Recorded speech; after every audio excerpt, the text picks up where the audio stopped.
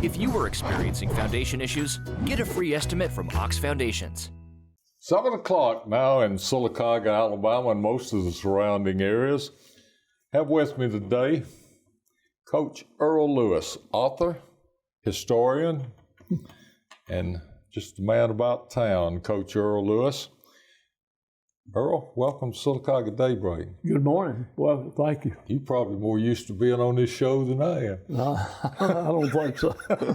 You've been on before, so one of the questions, I've seen you several times on television and heard you in interviews, and nobody's ever asked you to tell everybody about Earl Lewis. Tell us about Earl Lewis, your family, and who you are, and I don't know anybody that'll be interested. What you do. Well, interested in that, but I don't know where to start on that, Bob. But I've been in Sylacauga since I was 9 years old, and went through the school system here. Went off to college for a while at 2 or 3 different places. Finally got a diploma, and came back to Sylacauga and worked at the Sylacauga Recreation Department for 5 years with Miss Bess Yates, after I'd already worked for her as a lifeguard all through high school and college. And that was in 1962 that I came back and joined Miss Yates on the full-time staff. And in the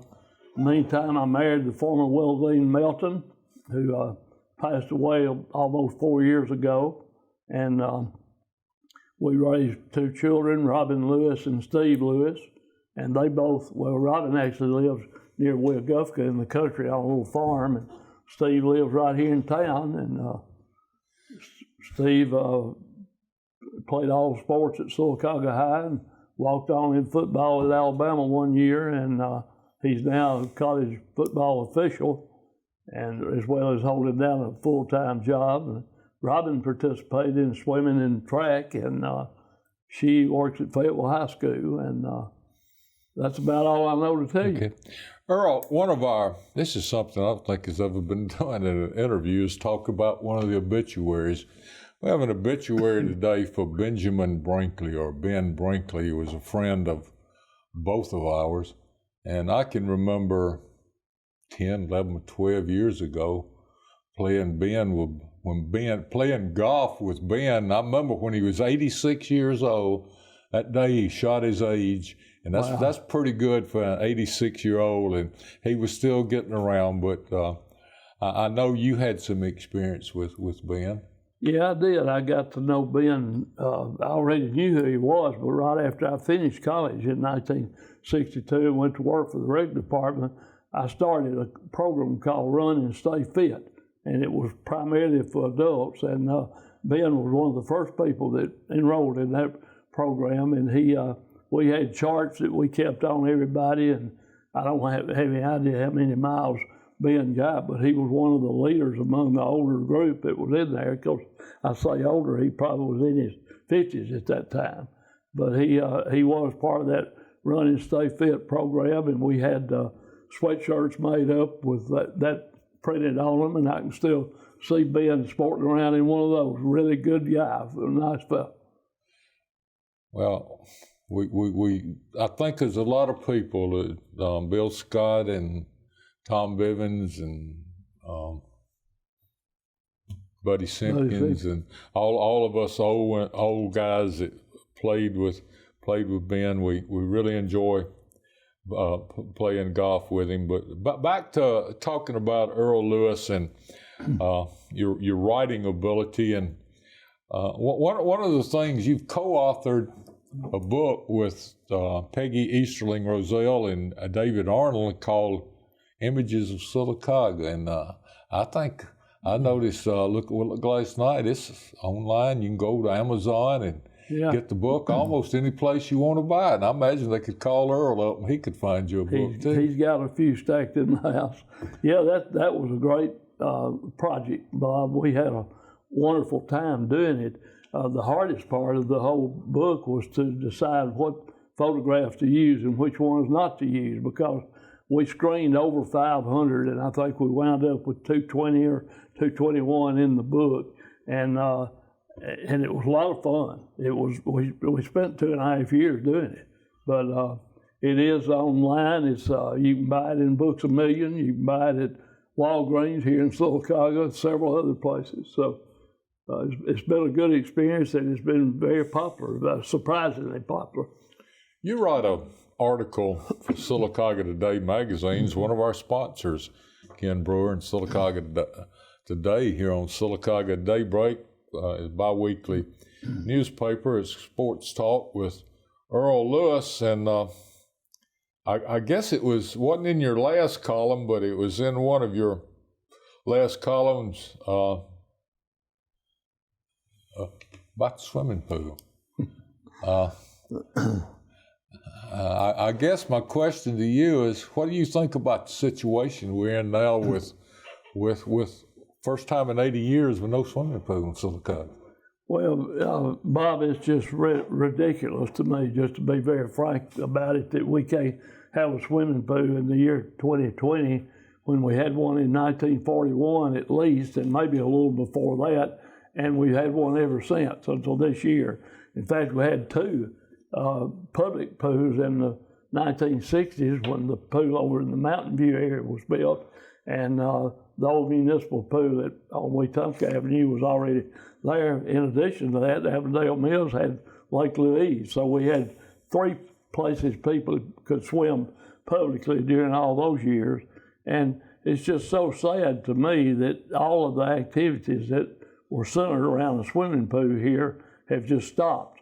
And it's you can't put the blame on any one or two people, but it's certainly a lack of maintenance and a lack of foresight when they built the pool, some things that weren't done properly. But to not have a swim team, for example, we've had a swim team since at least 1951, because I swam on it in 1952 and for 2 or 3 years after that, and I coached the team all through the late 50s and 60s for 9 years. And then the Ogletree twins and Ray and Lee Holmes, and my daughter Robin coached it for a year or two, and all those people put a lot of time and effort in. We've had some excellent swimmers come out of Sylacauga, some that won state titles, and to not have that for our kids is just terrible. Besides, you've got me started on a subject that's really dear to my heart here. When I worked at the pool for all those years during the 50s and 60s, we taught over 500 kids swim lessons every summer. And nobody was getting any swimming lessons now unless they're privately in a privately owned pool. We had water shows for about 30 years. We had just the water aerobics for older people and so forth. And none of that's happening. You have one of the columns you did was Sylacauga needs a swimming pool, and you got pictures there. Most of them are from the 50s and early 60s. The one there where you've got the Cyclone swimming team, and that was 2017. But then you've got the water shows in 1958 and the swimming instructors in 1957, and that just doesn't happen nowadays, does it? No, it doesn't happen. And I'll be frank with you, I hope this becomes an issue in this upcoming election. I hope some of the new candidates and some of the old too will step up and say we need to do something. The focus is on a splash pad right now, and I don't have a thing in the world against a splash pad, but to build that in place of a swimming pool to me is a situation that's not being thought through well. Splash pad will be used by kids from about 4 years old to probably 11 or 12, and beyond that, nobody's going to use it. You're not going down there and run through a splash pad, and I'm not either. And a little bit on the humorous side, but serious at the same time, any of us can have a splash pad in our backyard. All you got to have is a hose pipe and a sprinkler, and we've probably all done that. I know I have, and for myself and my kids too. And we need the pool, and while we're on that, the location. To me, the place where the pool is today, the empty pool is today, is a perfect place for the swimming pool, adjacent to the high school where it can be used for PE classes, adjacent to the recreation center. And the talk is about building a complex on Main Avenue, which I think is a poor location, but the main thing is going to take 2, 3, 4 years before that happens, if it ever happens. Meanwhile, we're still without a swimming pool. Tell us, in your Sylacauga needs a swimming pool, you have pictures of a lot of people, and tell us about the people you worked with back then, the instructors, and I know you worked with Charlie Vaughter and Joe McDonough and John McDonough. John McDonough. Yeah. And just tell us about those days and who you remember, and some of the people, a few of them are still around, and not some many. Some of them are not. My first real job at the library, where did that come from? At the swimming pool, I was 14 years old and a part-time lifeguard, and Jim Hillier was on the staff, Annette Bazemore, and Grace Stewart Stanton, married Bill Stanton, and George McWilliams was the pool manager. And then soon after that, as you said, Charlie Vaughter, Mayor Jim Heigl, John McDonough, and Robert Parrott and I were the lifeguards for a year or two. Heigl was a lifeguard? Oh, yeah, he was. And wow. he went to the national, like I did, he went to the National Red Cross Aquatic School up in Brevard, North Carolina, and got the water safety instructor certification. Beyond that, oh gosh, Bob, that's hard. The Calvins, when they first came here, both of them were involved in the supervision of the pool, and Miss Calvin coached the swim team, and I still was swimming the first year she was here. I swam in a couple of meets. I didn't swim in many, but then that's how I got to be the coach. She asked me a couple of years later to coach the swimmers, and she coached the divers, which, as you probably know, some of our listeners don't. She won the Southern Olympic trials in diving when she was still in college, and just missed out on going to the Olympics. I think she finished one spot out of the group that got to go. But there's a lot of other people, and you saw on some of these pictures, and some of our readers that also tune into this TV show saw one picture of instructors that had Melba Ham, Carol Ann Batson, Betsy Roberts, Karen Yost, Jean Easterlin, Laverne Bazemore, and a young lady that you know very well, and you very well, Susan Campbell, were among the instructors there. And as in case some of the viewers don't know that, Susan became your wife of 50-some odd years, and she passed away recently, and of course we're all still thinking about you in that regard. State championships. How far back can you remember state championships in anything, whether it was tennis, football, baseball, swimming? Well, the first state championship that Sylacauga High, official state championship that Sylacauga High won in any sport, was tennis, as you well know, because you came along in that line of tennis players later too. 1948. 1948, and they won it 4 straight years, 48, 49, 50, and 51. And then they skipped to about 54 and won it again. 54. And 55. I played on the 54 team. I'm not listed with the team because they list 5 players, and as a 9th grader, I was the number 6 player, so yeah. I'm not even mentioned in the records. But it was fun to be there. And, yeah, well, since you brought that up, let's mention Byron Rozelle, who died recently. Actually, he died back in February, but we didn't know it until here in Sylacauga until recently. And Byron was a member of the 54 and 55 state championship tennis teams, as well as being on the 54 state championship football team. And the building that you and I are sitting in right now doing this TV broadcast was Rozelle Motors that his dad owned, and it was a Studebaker dealership. And some of the listeners don't have an idea what a Studebaker is, but it was an automobile. And Byron was, as I described in this newspaper article, if there's ever been a typical all-American boy, it was Byron Rozelle. He was active in the church. He was an Eagle Scout. He was president of the student body at Sylacauga High and played on all those championship teams. Plus, he won the soapbox derby in a car that was built right here in this building. Was that the one that you got the picture of going down the hill on Main Avenue, and it's got a picture of Buddy Simpkins in it, and if you look real hard, still some people that are around Sylacauga there. Buddy Simpkins and I that still live here were in it. Raymond Conway finished second behind Byron Rozelle. David Irby was in it. Wally Schuessler, Jeff Thurman, Alan Wood, and on. But yes, that's the one I'm talking about. Well, ones of it that you don't know, we're talking this morning with Earl Lewis, local, you got to say historian, knows more about the history, got more pictures of Sylacauga and than anybody else. You mentioned Byron Rozelle in the article. I think Jimmy Persons was a pretty good All-American boy too, wasn't he? Oh yeah, he went to Comer and was on the 1953 Comer team besides being before that. But he signed with Alabama out of Comer and stayed over there for a year or so, and then wound up his college career at Jack State. But Persons' family was real well known around town, and Jimmy was one of the really good ones out of that family. He just died, 4 weeks or so ago. You were on the 54 team. Of the 54 team, who's still around? Who's still with us today?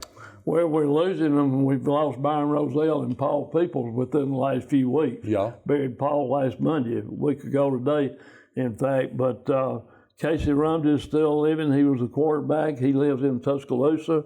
Rooster Grice was a running back that still lives here in Sylacauga. Ralph Mosley was the fullback and a defensive end. He lives in the Birmingham area. Johnny Gann, still living, lives in Huntsville. General Wendell Kreisel, still living in Fripp Island, South Carolina.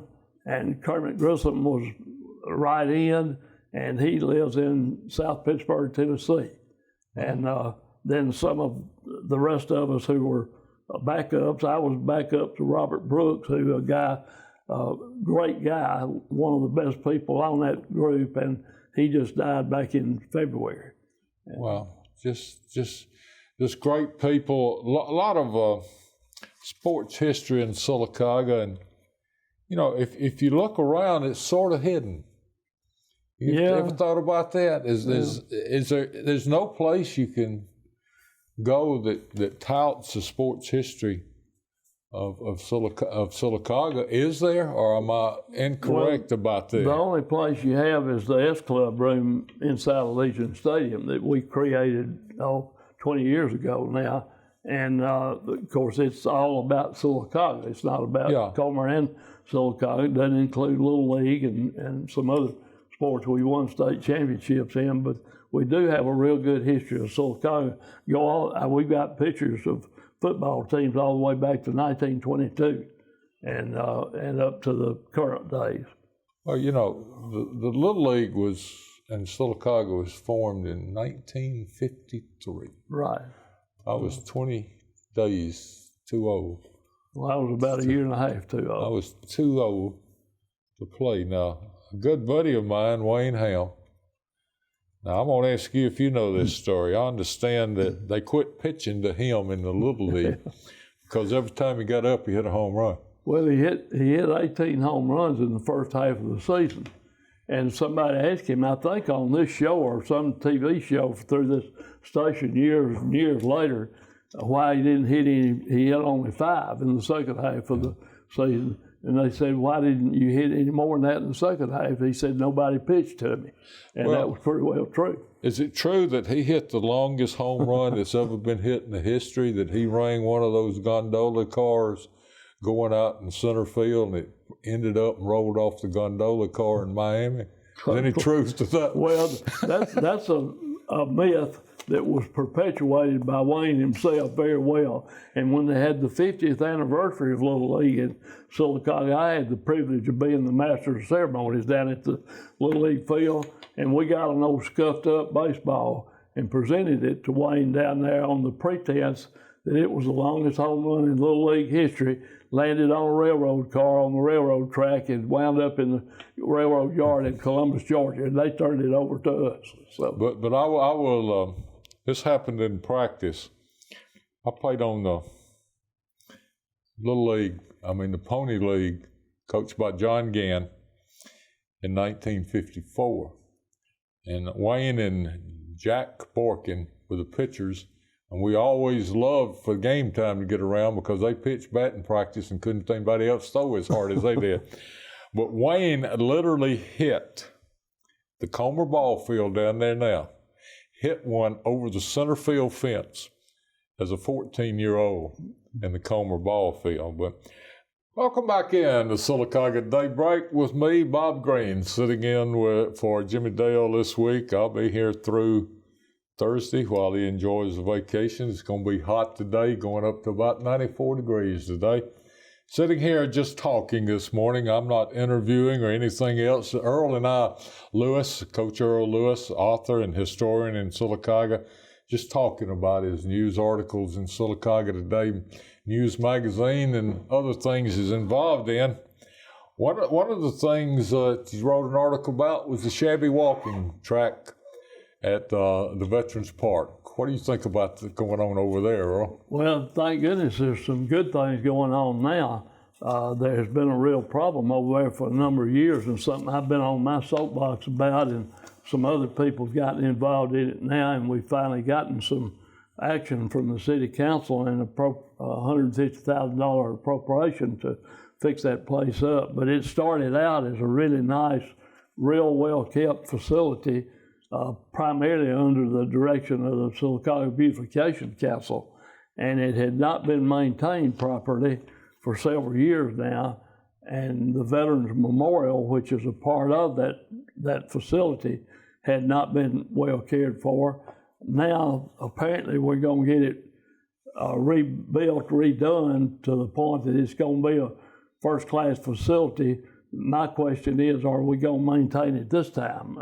Hopefully, we won't let it get back in the shape it's in. But it is a great value to Sylacauga because it's so visible going through, and to not have it looking nice is just a bad deal. But the veterans have gotten very, very involved in that now, and I think things are going to get much better. It's going to be something to be proud of.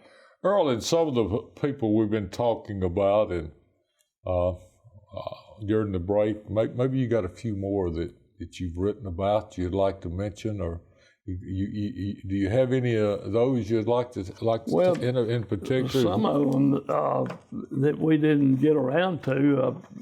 We talked about the more older things, and there's a young lady named Morgan O'Neill that was an outstanding track star for Sylacauga High about 3 years ago. That's now at the University of Missouri running track, and I haven't heard anything from her this year, so I don't know how the virus has impacted her career, but she's certainly a person that deserves mention in Sylacauga. She's the daughter of Derek O'Neill, who I had the privilege of coaching at Sylacauga High School, and he's one that needs to be mentioned as far as athletes in Sylacauga. How about Larry Tankersley? Larry was a true icon in this community. Yep. He was a great guy, a lot of fun to be around, was a good athlete in high school at B.B. Comer, played 3 sports for the Tigers, and been a loyal Sylacauga fan for a long time because both his sons and grandchildren are Sylacauga products. So we're going to miss Larry. We already do miss Larry. Been talking this morning with Earl Lewis, the author, historian, knows more about Sylacauga and going on, been a coach for many years. Earl, I appreciate you being with us today, and I hope if I'm ever back on this again, you'll come, and it's just been a pleasure. I don't feel like it was an interview. I just feel like that we sat here and we had a conversation this morning with nothing particular in mind.